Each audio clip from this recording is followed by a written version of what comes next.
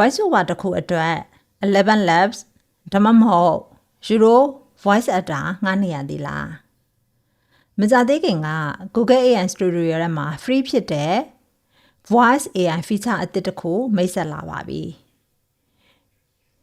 ဒီ features က robot voice လိုမျိုးမဟုတ်ဘူး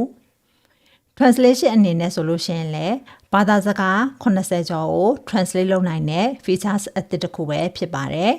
ဒီဗီဒီယိုမှာတော့ step by step ပြသပေးသွားမှာပဲဖြစ်ပါတယ်နောက်တစ်ခုကဒီဗီဒီယိုကိုတေချာကြည့်ပြတယ်ဆိုလို့ရှိရင်နောက်ထပ် features အသစ်တစ်ခုတိုးနေတယ်ဆိုတဲ့ဥစ္စာကိုသတိထားမိလိမ့်မယ်လို့မျှော်လင့်ပါတယ်ရှင်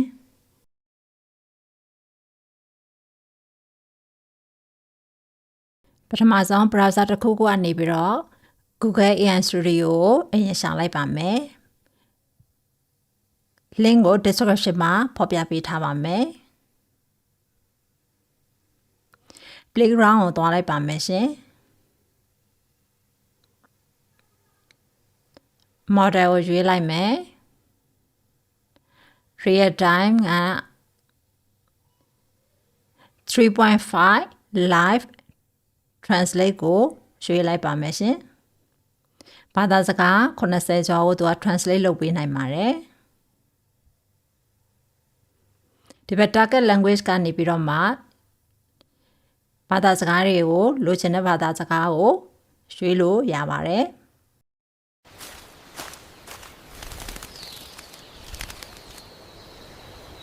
Wow, look at that. It is beautiful. ပြီးတော့အောက်က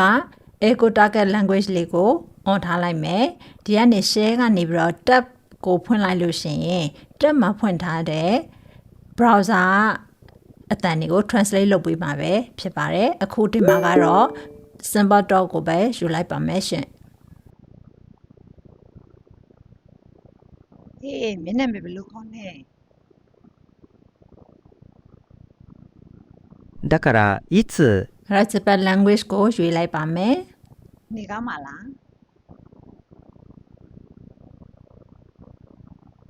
それはそうだけど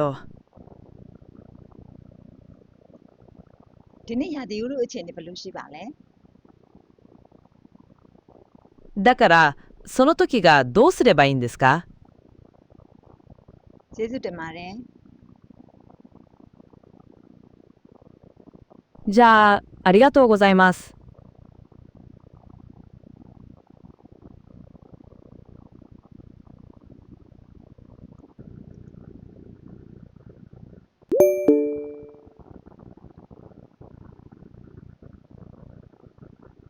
Hello မင်္ဂလာပါ Hello hello